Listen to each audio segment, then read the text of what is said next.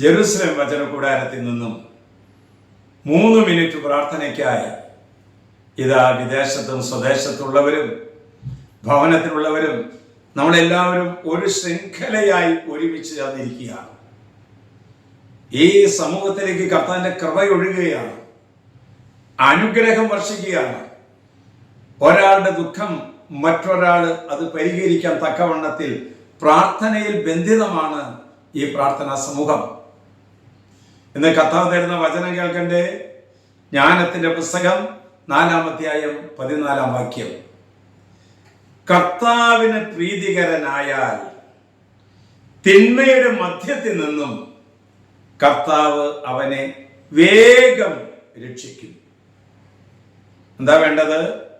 ദൈവത്തിന് പ്രീതികരമായാൽ നീ ദുഃഖത്തിന്റെ നടുവിലാണെങ്കിലും വേദനയുടെ നടുവിലാണെങ്കിലും പ്രതിസന്ധികളുടെ നടുവിലാണെങ്കിലും ദൈവം വേഗം വന്ന് നിന്നെ രക്ഷിക്കണമെങ്കിൽ ദൈവത്തിന് പ്രസാദകരമായി ജീവിക്കണം.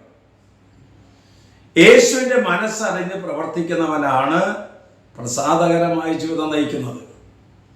എൻ്റെ ഇഷ്ടമനുസരിച്ചിട്ടല്ല, യേശുവിന്റെ ഇഷ്ടമനുസരിച്ച് പ്രവർത്തിക്കുന്നവൻ ആരോ അവനാണ് ദൈവത്തിന്റെ പ്രീതികരമായ ജീവിതം നയിക്കുന്നത്.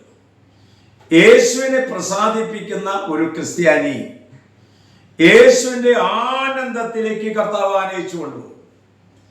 യേശുവിനെ പ്രസാദിപ്പിക്കുന്ന ഒരു വ്യക്തി അവനെ എല്ലാ തിന്മകളിൽ നിന്ന് രക്ഷിക്കാൻ കർത്താവ് കരങ്ങൾ നീട്ടി പറന്നു വരും നമ്മുടെ അടുത്തേക്ക്.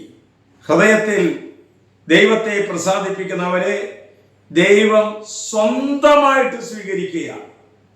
ആബേലിനെ പോലെ നിർമ്മലമായി ബലിയർപ്പിക്കാൻ, നോഹയെ പോലെ ബലിയർപ്പിക്കാൻ, ദൈവത്തിന്റെ സന്നിധിയിൽ പ്രീതികരമായ ബലിയർപ്പിച്ച് യേശുവിന്റെ സ്വന്തങ്ങളായി തീരുവാൻ അവിടുത്തെ പ്രസാദിപ്പിക്കുന്നവരെ കർത്താവ് സഹായിക്കും.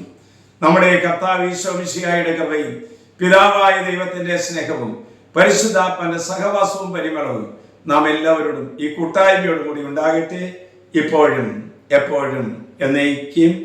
ആമേൻ.